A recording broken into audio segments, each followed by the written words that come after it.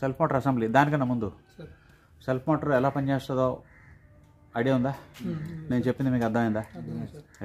చెప్పింది ఒకసారి అర్థమవుతుంది, కానీ దాన్ని కంటిన్యూస్గా నెమరు వేసుకుంటుంటేనే మళ్ళీ అలా పర్మనెంట్గా గుర్తుంటుంది. సబ్కాన్షియస్ మైండ్లో రిజిస్టర్ అయినంత వరకు ఏదో ఒకటి మర్చిపోతూనే ఉంటాం. ఇప్పుడు అసెంబ్లీ చేయడం అనేది మళ్ళీ సింపుల్గా చెప్పాలంటే మళ్ళీ నేను టైం టు టైం అంటూ ఉంటాను లేబర్ వర్కే, కానీ ప్రొసీజర్ తెలియాలి కాబట్టి తెలుసుకోండి. సో ఒకసారి ఇలా కెమెరాకి చూపించు. రైట్ పెట్టు. సో అదేంటంటారు దాన్ని, చివరి దాన్ని గేర్ వీల్ ఏమంటారు? వన్ వే క్లచ్, బెండెక్స్ లేదంటే డ్రైవర్, అంతే కదా? రైట్. సో ఫల్క్రమ్ ఏది? ఫల్క్రమ్ యా ఏది? అది కాదు, అది ఫల్క్రమ్ లివర్. ఏది? అది fulcrum liver. Okay. So one way clutch, ring gear plus planetary gears కలిపి తిరుగుతా ఉంటే షాఫ్ట్ తిరుగుతుంది. ఈ షాఫ్ట్ మీద ఫల్క్రమ్ ఆ ఫ్రంట్కి ముందుకి వెనక్కి వెళ్ళినప్పుడు ఫ్లైవీల్తో ఎంగేజ్ అవ్వడానికి వెళ్ళినప్పుడు మీరు బాగా చూస్తే ఇందులోనే హెలికల్ గేర్ సిస్టమ్ వచ్చింది, స్ట్రైట్ గేర్స్ కాదు. అంటే ఇది ముందుకు వచ్చినప్పుడు తిరుగుకుంటూ వస్తుంది. మీకు చూస్తే చూడు ఇక్కడ మూమెంట్, ఓకేనా? సో ఇది ముందుకు వచ్చినప్పుడు ఇలా తిరుగుకుంటూ వచ్చి ఫ్లైవీల్లోకి వెళ్తుంది. రైట్. ఇది అసెంబ్లీ చేయండి ఇప్పుడు ఇలా చూపిస్తూ. ఓకే, నువ్వు చేయి నేను చేస్తాను. కరెక్ట్ కూర్చోబెట్టు.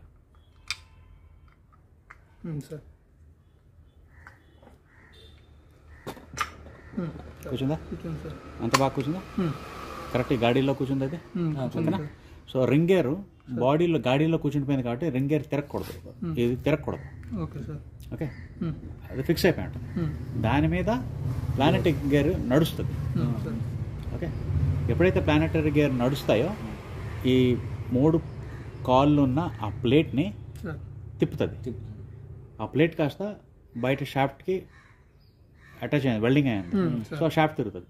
షాఫ్ట్ మీద ఆ వన్ వే క్లచ్ ఉంది. సో వన్ వే క్లచ్ కూడా తిరగడం మొదలు. వన్ వే క్లచ్ లోపల నుంచి గేర్లు ఉన్నాయి. ఈ షాఫ్ట్ మీద helical gears, helical gears. So గ్యారంటీగా ఇది తిరిగింది అని అంటే షాఫ్ట్ తిరుగుతుంది. షాఫ్ట్ తిరిగింది అని అంటే బెండెక్స్ తిరగాలి. సో అది తిరగడం మూమెంట్ చూపించండి. కింద బెండెక్స్ తిప్పు, కింద బెండెక్స్ తిప్పు, కిందన బెండెక్స్ తిప్పు, తిప్పితే ఇది తిరగాల. తిరుగుతుంది కదా, అదే అది దాని తర్వాత లింక్ ఉందని మీకు ఇప్పుడు అర్థమైపోయింది కదా. రైట్. దాని మీద ప్లానెటరీ గేర్స్ 3 పెట్టి బాల్ వేద్దాం. లేదా బాల్ వేసే ముందు ఆ బాల్ దేనికి ఇచ్చా అంటే ఫ్రీగా ఆర్మేచర్ ఫ్రీగా తిరగడానికి. ఆ బాల్ జాగ్రత్త చేసేయండి. అన్నిట్లో ఉంటుందంటే ఉండొచ్చు, ఉండకపోవచ్చు. లేనప్పుడు మనం ఈ బాల్ గ్రీజ్ పెట్టు. అందులో వేసావు కదా, లోపల గ్రీజ్ పెట్టా కదా. రైట్, పెట్టలేదా? తీసే బాల్ తీసే, మళ్ళీ కొంచెం గ్రీజ్ పెట్టే. ఏదైనా తిరుగుతుంది అని అంటే లూబ్రికేషన్ ఇవ్వడం ఎంతో మంచిది. నెసెసిటీ, మంచిదేం కాదు, నెసెసిటీ. చేత్తో పెట్టి బాల్ నొక్కే, కన్నంలో పెట్టి బాల్ నొక్కే, కన్నంలో వేసి కన్నం రాసేసి బాల్తో చేయి. రైట్, ఓకేనా? సో ఇది క్రింద. ఇప్పుడు ప్లానెటరీ గేర్స్ పెట్టండి దాని మీద. ప్లానెటరీ గేర్స్ ఏం చేస్తాయి?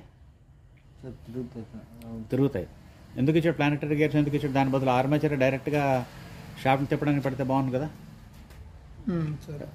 ప్లానెటరీ గేర్లు అంటే ఎందుకు ఇచ్చాడు సార్? అంటే ratio gear ratio, gear ratio మారడానికి, సో దట్ టార్క్ పెరుగుతుంది. ఓకే, సో గేర్ రేషియో ఎలా మారుతుంది? ఆర్మేచర్ అందుకో,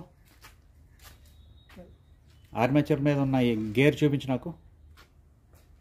ఆర్మేచర్ మీద ఉన్న గేర్ చూపించు, కెమెరాకి చూపించు కదా. ఆ గేర్ కొంచెం క్లారిటీగా. ఓకే, ఈ గేర్, ఈ చిన్న గేర్ వచ్చేసి నియర్లీ దీని డయామీటర్ 1 సెంటీమీటర్ ఉంది. అక్కడికి వెళ్ళినప్పుడు ప్లానెటరీ గేర్ తిప్పినప్పుడు ప్లానెటరీ గేర్ డయామీటర్ ఎంత అంటే ప్లానెటరీ గేర్ తిరుగుతున్న డయామీటర్ ఎంత అంటే ఏం చెప్తావు? గేర్ రేషియో ఎంత? ఇప్పుడు దీన్ని డయామీటరు చూడండి ఒకసారి, మళ్ళీ అంత క్లియర్గా అర్థం చేసుకోండి. ఈ గేర్ తాలూకా డయామీటర్ నేను అప్రాక్సిమేట్గా 1 సెంటీమీటర్ అన్నాను. అంటే రేడియస్ ఎంత?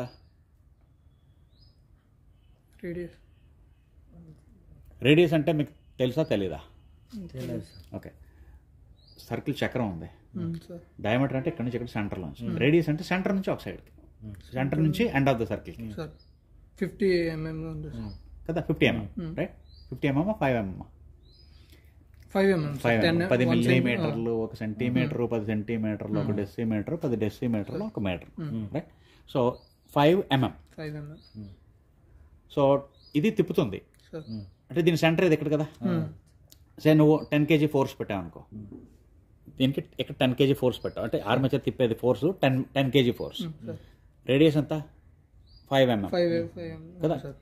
మనం అన్ని యూనిట్స్ గురించి మర్చిపోయి 10 × 5 దాని టార్క్ ఎంత అయింది? ఫోర్స్ ఇంటూ పర్పెండిక్యులర్ డిస్టెన్స్ కదా. ఫోర్స్ అప్లై చేస్తున్నాం, పర్పెండిక్యులర్ డిస్టెన్స్ 5, 10 × 5 అంత 50.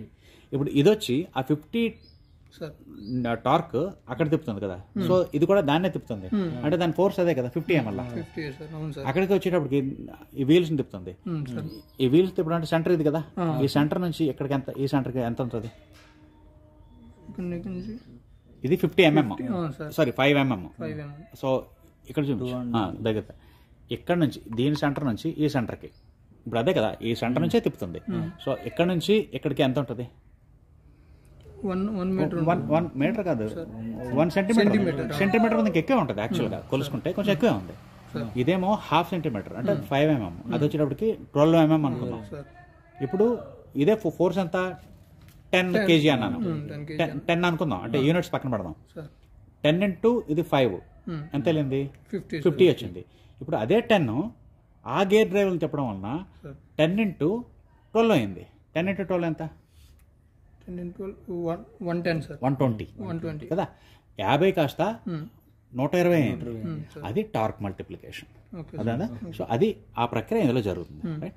సో ఇది ఇందులో ఉంది అని అంటే దీని అసెంబ్లీ వేరేగా వచ్చింది కాబట్టి అసెంబ్లీ వేరే చేస్తుంది. సో ఇది ప్రక్కన పెట్టండి. ప్రక్కన పెడితే ఇప్పుడు నెక్స్ట్ ఇది ఆర్మేచర్ దేంట్లోకి వెళ్ళింది? దాన్ని ఏమంటున్నాం? పేరేం పెట్టాం? సెంటర్ హౌసింగ్ అన్నాం కానీ క్యారియర్ అని ఉంది కదా. కాకపోతే అందులో ఏమున్నాయి? పర్మనెంట్ మ్యాగ్నెట్లు ఉన్నాయి, పర్మనెంట్ మ్యాగ్నెట్లు కదా. సో అది బాడీలోనే పర్మనెంట్ మ్యాగ్నెట్లు అరేంజ్మెంట్ అయ్యి ఉన్నాయి. దాని లోపల ఈ ఆర్మేచర్ అన్నది తిరుగుతుంది. ఆర్మేచర్ అంటే ఏంటి? Nothing but coil of wire కదా. ఈ కాయిల్ ఆఫ్ వైర్ ఇలా ఉంటుండగానే నేను కానీ దీన్ని తిప్పేస్తే దాంట్లో ఇందులో ఏమొస్తుంది? కరెంట్ తయారు. అదే ఎలక్ట్రోమాగ్నెటిక్ ఇండక్షన్. అలా కాకుండాను ఇది ఇలా పెట్టి దీనికి కరెంట్ ఇస్తే ఇది మ్యాగ్నెట్ అయ్యి అది కూడా మ్యాగ్నెట్ అవడం వలన రెండు మ్యాగ్నెట్లు ఒకదాని కూడా తోసుకోవడం వల్ల తిరగడం మొదలవుతుంది. అదే అది దీని వర్కింగ్ ప్రిన్సిపల్. ఆ సూత్రాన్ని ఇందులో వినియోగించారు. రైట్. సో ఎలక్ట్రోమాగ్నెటిజాన్ని వాడారు కానీ ఎలక్ట్రోమాగ్నెటిక్ ఇండక్షన్ వాడలేదు. కానీ ఫ్లైవీల్ కానీ పొరపాటున బెండెక్స్ వెళ్ళి ఎంగేజ్ అయిపోయి ఉండిపోతే అప్పుడు ఇంజిన్ స్టార్ట్ అవ్వగానే ఇంజిన్ యమా స్పీడ్లో తిరిగినప్పుడు ఇందులో ఎలక్ట్రోమాగ్నెటిక్ ఇండక్షన్ వల్ల కరెంట్ తయారైపోయి కాలిపోయింది. ఎందుకంటే తట్టుకోలేదు, దాన్ని తయారు చేయబడలేదు కాబట్టి తట్టుకోలేదు, కాలిపోయింది. సో అది మనం గుర్తించగలగాలి. రైట్. సో ఇప్పుడు ఈ కప్లో ప్లేట్ వచ్చిందా? ప్లేట్ కడిగారా? దా ప్లేట్ ఎలా ఉంది? ఆర్మేచర్ ఎలా ఉంది? ప్లేట్ దేని మీద ఉన్నది? అలా కరెక్ట్గా చెప్తాను. ప్లేట్ ఎలా ఉన్నది? హౌసింగ్ మీద ఉంది కదా. సో ఇది కదా మనకు అచ్చులు తెలిసిపోతున్నాయి, క్లియర్ అచ్చులు ఉన్నాయి. సో దీని మీద వస్తుంది. దీని మీద వచ్చినప్పుడు చూడు ఇక్కడ 3 కన్నాలు ఇచ్చాడు. ఆ 3 ఇక్కడ పుల్లలు ఇచ్చాడు. ఆ 3 పుల్లల మీద ఇలా పెట్టండి నీట్గా కరెక్ట్గా.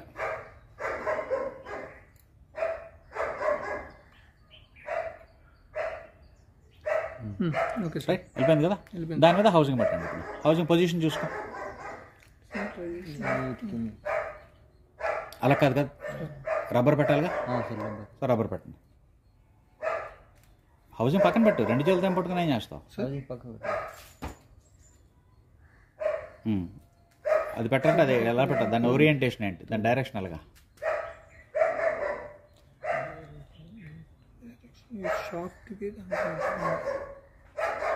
సో తీసినప్పుడు చూసారంటే మీరు చూడలేదు, అందుకే ఈ ప్రాబ్లమ్స్ అన్నీ వస్తాయి.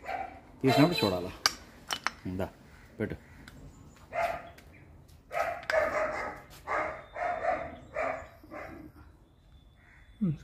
అంతేనా పొజిషను?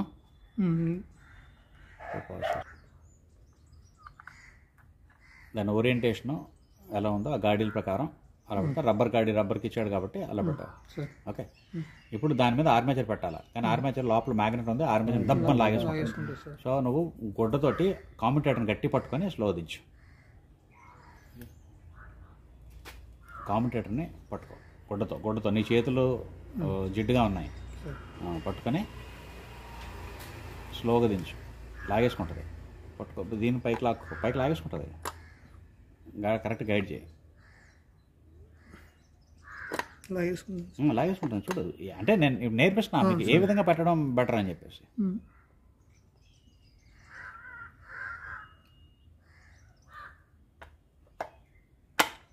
వెళ్ళిందా? ఓకే, ఇది మళ్ళీ కరెక్ట్ పెట్టే. సో ఇప్పుడు తీసుకోండి, తీసుకోండి, వచ్చేస్తుంది కదా, తీసుకోండి. రావట్లేదు కదా ఇప్పుడు. ఇప్పుడు ఆర్మేచర్ పట్టుకొని లాగు పైకి, కప్పుతో పాటు లాగు, మొత్తం అంతా వచ్చింది. ఓకే, ఇప్పుడు అలా వచ్చింది కదా, ఇప్పుడు మళ్ళీ దీన్ని కరెక్ట్ పెట్టు. ఇది కొత్తగా నేర్చుకున్నప్పుడు ఏ విధంగా పెడితే కరెక్ట్ కూర్చుంటుంది అన్నది మనం తెలుసుకోవాలి. ఒకరు చెప్తే చేసేది కాదు. కరెక్ట్ గైడ్ చేయాలి. కూర్చుందా? రైట్, ఇప్పుడు మళ్ళీ పడ్డాను ట్రై చేయి. సో ఇప్పుడు ఆర్మేచర్ వదిలే, ఆర్మేచర్ వెళ్ళిపోతుందా? వెళ్ళలేదు. సో ఇలా పెట్టి పెట్టడం బెటర్ కదా. ఈ విధంగానే తెలుసుకోవాలి. నేను చెప్తే మీరు నేర్చుకున్నది కాదు, ట్రయల్ అండ్ ఎర్రర్. ఓకే, ఇప్పుడు ఇలా ఉంది, ఆర్మేచర్కి ఎక్కడికి వెళ్ళదు, ఆ గాడి కరెక్ట్ పెట్టేసి. సో ఆర్మేచర్ తాలూకా సన్ గేర్ని ప్లానెటరీ గేర్తో ఎంగేజ్ చేశాను.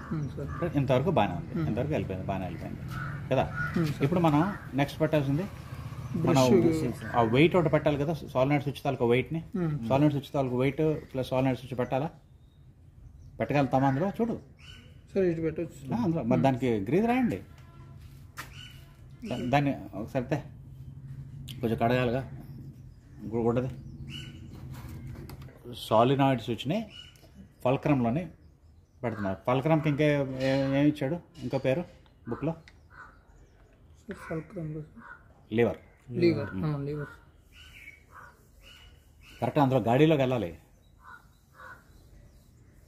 గాడిలోకి వెళ్ళింది లాగితే రాకూడదు. కడితే పలకం పట్టుకుందా? అలా చూపించట్టు, కొంచెం అలా తెరది, కొంచెం సైడ్ పెట్టు.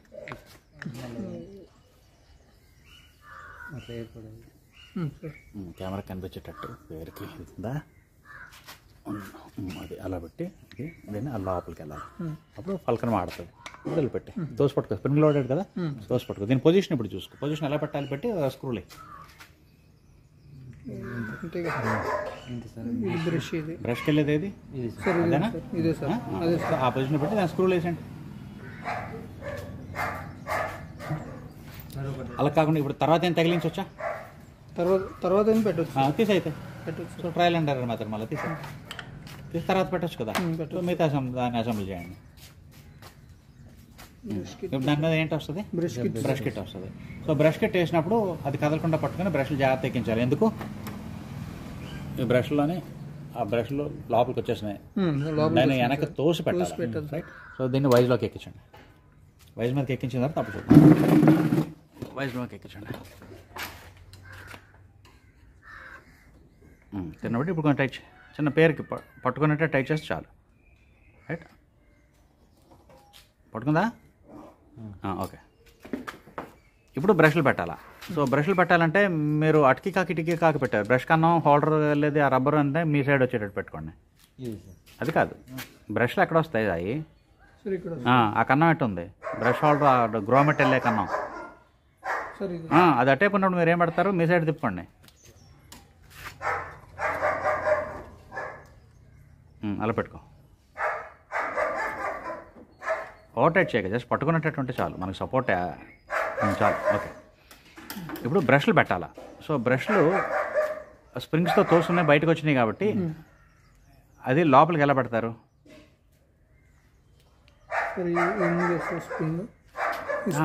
అన్నీ లోపల తోస్తున్నాయి కదా. ఇప్పుడు దాన్ని లాగేసి పెడదాం అంటే అందులో గాడిలో పెట్టడానికి అవుతుందా? సో మరి ఎలా పెడతారు అన్నప్పుడు? అంటే ఇవి తీస్తే బ్రష్ ఆర్డర్ చేస్తారు. రైట్. సో మళ్ళీ బ్యాక్ ఇక్కడ రికార్డింగ్ కరెక్ట్గా కాలేదు ఆడియో. ఆ బ్రష్ హోల్డర్ ఆ రియర్ హౌసింగ్ ఎండ్ ప్లేట్ నుంచి మనం కానీ సెపరేట్ చేసేస్తే అప్పుడు లోపల నుంచి అంటే అదర్ సైడ్ నుంచి ఒక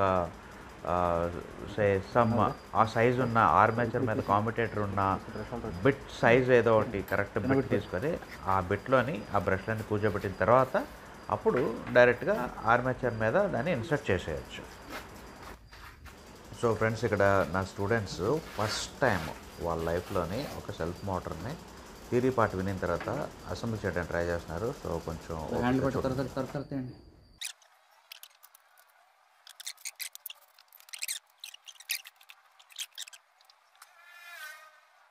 సో ఇక్కడ కొంచెం ఆ కెమెరా ఫుటేజ్ మిస్ అయింది. ఆ బ్రష్ హోల్డర్లోకి పెట్టింది. రైట్, ఇది పట్టుకో. మిగతా దాన్ని టచ్ కింద టచ్ అవ్వకూడదు. Okay sir. పట్టుకోలేగా, ఎడదీసినట్టు నొక్కొద్దు, నొక్కితే ఇంకా పట్టుకోదు సరిగా. సెల్ఫ్ మోటార్ ఎవడు పట్టుకుంటాడు, జమ్మ పారిపోద్ది. కొట్టు, పట్టుకో. లేదు తీ, మాకు తిరగట్లే, పట్టేస్తుంది. తిరగలేదు కదా, తిరగలేదు సార్. తిమ్మాలా